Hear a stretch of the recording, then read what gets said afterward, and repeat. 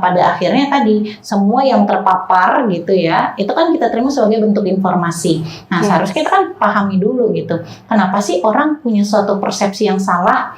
Itu pasti sumbernya karena ada informasi yang salah. Kan gitu.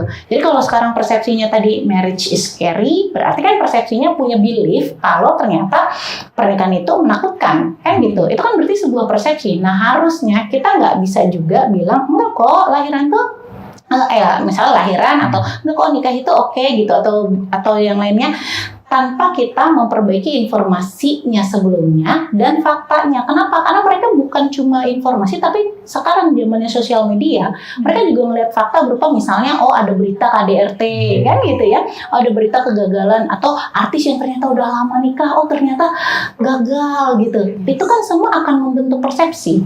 Nah, makanya kenapa agar persepsi kita benar tentang sebuah pernikahan, maka kita harus memperbaiki sumber informasi kita dulu gitu. Dan kita melihat fakta-fakta yang juga benar.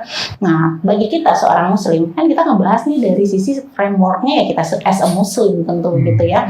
Nah, bagi kita seorang muslim, konteks pernikahan dalam seorang muslim itu seperti apa gitu kan, sehingga kita ya memang harus perlu belajar agar kita bisa merubah persepsi, ya kita harus perlu memperbaiki informasi yang kita terima.